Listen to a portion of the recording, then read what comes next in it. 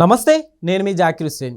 ఏపీలో ఇప్పటివరకు ఎన్నో స్కాములు జరిగినాయి. అయితే ఈ స్కాములు జరిగినప్పటికీ కూడా ఆ స్కాములకు సంబంధించిన ఎవరైతే ఉంటారో వాళ్ళని అరెస్ట్ చేయడానికి చాలా టైం పడుతుందని చెప్పుకోవాలి. ఎందుకంటారు? గవర్నమెంట్ ఏమన్నా భయపడుతుందంటారా, ప్రభుత్వం? దీని గురించి డిస్కస్ చేద్దాం. ప్రస్తుతం మనతోటి సీనియర్ జర్నలిస్ట్ సిఎస్ రావు గారు ఉన్నారు. వెల్కమ్ చెప్పేద్దాం.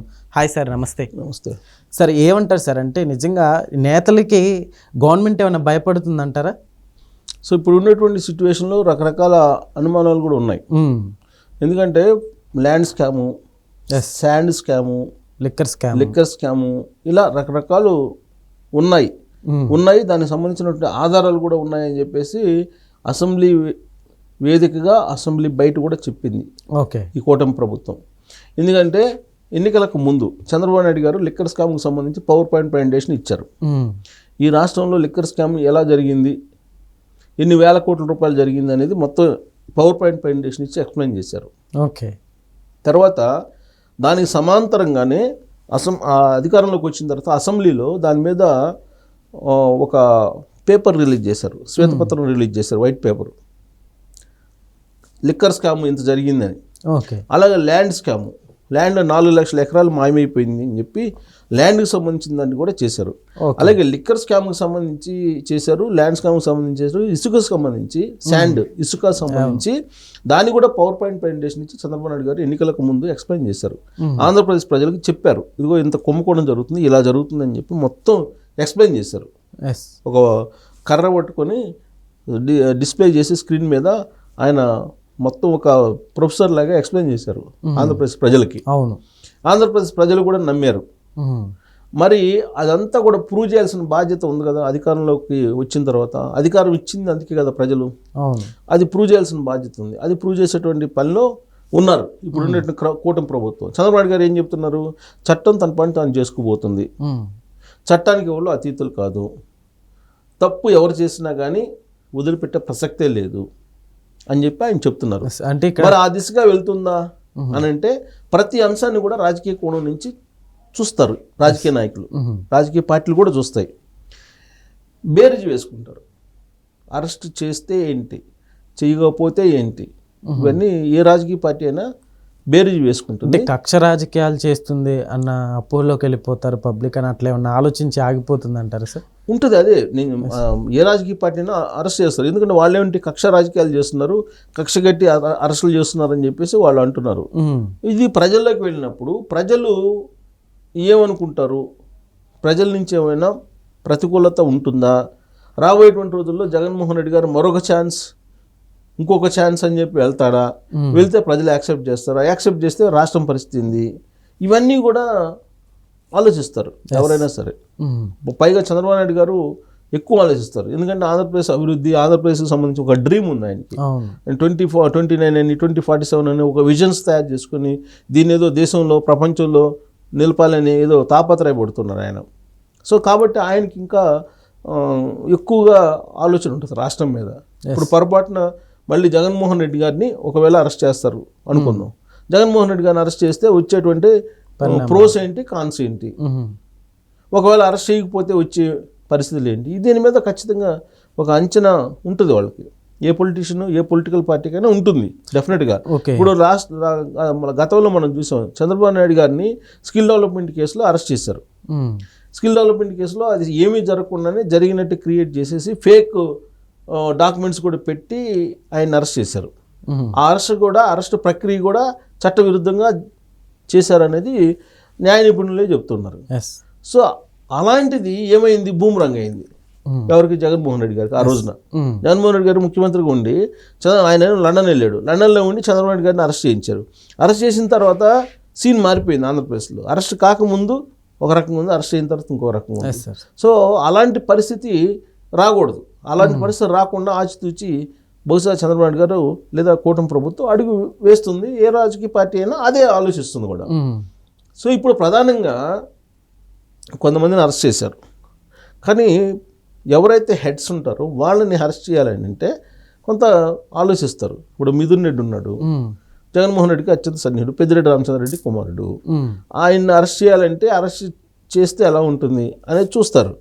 ఆ జిల్లాలో పరిస్థితి ఏంటి, ఇతను అరెస్ట్ చేస్తే ప్రజల నుంచి ఏమైనా సింపతి వస్తుందా, లేదు ప్రజలు ఇతన్ని అరెస్ట్ చేయాల్సిందే అని చెప్పి కోరుకుంటున్నారా ఓకే అనేది అంచనా వేస్తారు. అలాగే అవినాష్ రెడ్డి వివేకానంద రెడ్డి గారి మర్డర్ కేసులో ఉన్నాడు. ఆయన్ని అరెస్ట్ చేయాలి అని చెప్పి అనుకుంటున్నటువంటి వాళ్ళు మెజారిటీ ఉన్నారు. కానీ ఆయన అరెస్ట్ నుంచి ఎప్పటికప్పుడు తప్పించుకుంటున్నారు. అప్పుడు పబ్లిక్ ఏమనుకుంటున్నారు, ఢిల్లీ నుంచి ఆశీస్సులు ఉన్నాయి అతనికి, అందువల్ల అతను అరెస్ట్ చేయట్లేదు సిబిఐ వాళ్ళు కూడా అని చెప్పి అంటున్నారు. ఆయన అరెస్ట్ చేస్తే పాజిటివ్ అవుతుంది, ఓకే అరెస్ట్ చేయకపోతే నెగిటివ్ అవుతుంది.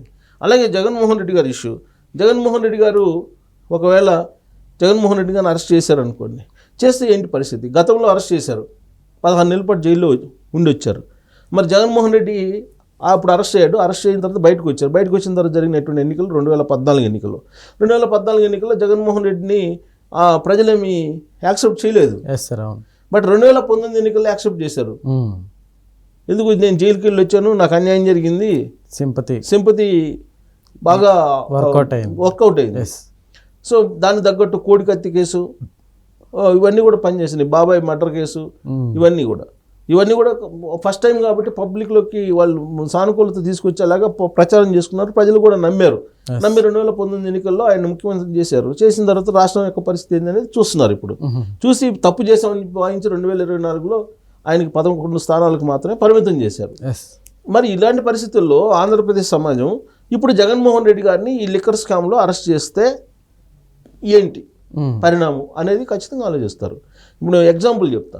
తెలంగాణలో కవిత లిక్కర్ స్కామ్లో ఉన్నారు. లిక్కర్ స్కామ్లో ఉన్నటువంటి కవితని అరెస్ట్ చేయలేదు. ఎప్పుడు 2023 అసెంబ్లీ ఎన్నికలకు ముందు అరెస్ట్ చేయాల. జస్ట్ అరెస్ట్ చేస్తారు అని చెప్పి చెబుతున్నారు తప్పితే అరెస్ట్ చేయాల. దాంతో కేంద్ర ప్రభుత్వం కావాలని అరెస్ట్ చేయట్లేదని చెప్పి తెలంగాణ సమాజం నమ్మింది. అందుకే బీజేపీతో టైఅప్ అయి ఉన్నాడు బీఆర్ఎస్ పార్టీ అని చెప్పి బీజేపీని అలాగే బీఆర్ఎస్ పార్టీ రెండింటిని ఓడించి కాంగ్రెస్ పార్టీని గెలిపించింది తెలంగాణ సమాజం. ఆ ఎన్నికలు అయిపోయిన తర్వాత కవితని అరెస్ట్ చేశారు. అరెస్ట్ చేసిన తర్వాత జరిగినటువంటి ఎన్నికలు 2024 లోక్సభ ఎన్నికలు. ఆ లోక్సభ ఎన్నికల్లో 8 మంది ఎంపీలు గెలిచారు బీజేపీ. బీఆర్ఎస్ పార్టీ ఒక్కటి కూడా గెలవాల, కాంగ్రెస్ పార్టీ 8 గెలిచింది.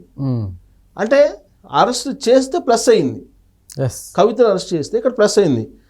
తెలంగాణ సమాజం ఆమెను అరెస్ట్ చేయాలని కోరుకుంది, అరెస్ట్ చేసినందువల్ల ప్లస్ అయింది.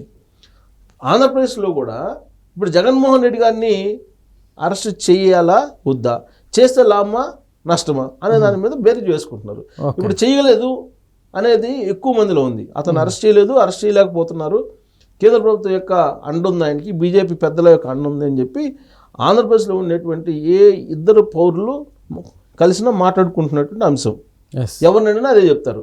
అంటే వ్యతిరేకత వస్తుంది. అరెస్ట్ చేయకపోతే వ్యతిరేకత కనిపిస్తూ ఉంటుంది, అరెస్ట్ చేస్తే పాజిటివ్ అవుతుంది, బీజేపీ పాజిటివ్ అవుతుంది, కూటమి కూడా పాజిటివ్ అవుతుంది.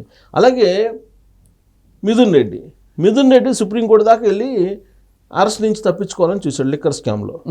కానీ ఆయన్ని కూడా అరెస్ట్ చేయలేదనుకోండి, ఇప్పుడు పెద్దిరెడ్డి రామచంద్రారెడ్డి చేసినట్లు అరాచకాలన్నీ అక్కడ చూస్తున్నారు ప్రజలు. ఇప్పుడు మిథున్ రెడ్డిని అరెస్ట్ చేయకపోయినా కూటమి ప్రభుత్వానికి బ్లాక్ స్పాట్ ఉండే అవకాశం ఉంది.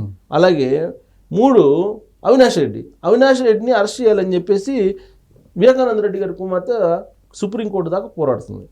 అయినా కానీ అరెస్ట్ చేయాల, సిబిఐ అరెస్ట్ చేయలేదు. వీళ్ళు 12 సంవత్సరాల పైగా బెయిల్ మీద ఉన్నాడు జగన్మోహన్ రెడ్డి గారు. సో ఇలాంటి పరిస్థితుల్లో వీళ్ళని అరెస్ట్ చేయకపోతేనే నష్టము ఎక్కువ, అరెస్ట్ చేస్తేనే ఈ కూటమి ప్రభుత్వానికి ఇమేజ్ పెరుగుతుంది ఆంధ్రప్రదేశ్ సమాజంలో.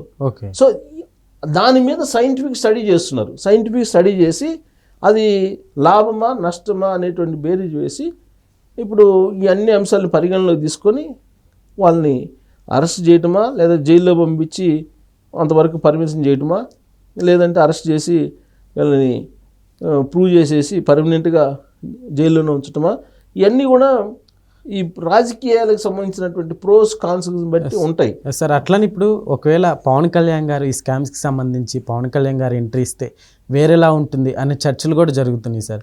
నిజంగా ఒకవేళ పవన్ కళ్యాణ్ గారు ఏమన్నా ఇన్వాల్వ్ అయితే వేరేలా ఏమన్నా చూడొచ్చు అంటారు? ఇన్వాల్వ్ అయితే పవన్ కళ్యాణ్ గారికి తెలియకుండా అసలు ఏం జరగదు. కూటమిలో కీలకమైన భాగస్వామి ఆంధ్రప్రదేశ్లో, ఆయన డిప్యూటీ సీఎం, ఆయన తెలియకుండా ఏం జరగదు అసలు. అసలు ఏం జరగదు. తప్పైనా లేదన్నా మంచి అయినా చెడ్డైనా, తప్పైనా ఒప్పైనా ఆయనకి భాగస్వామ్యం ఉంటుంది.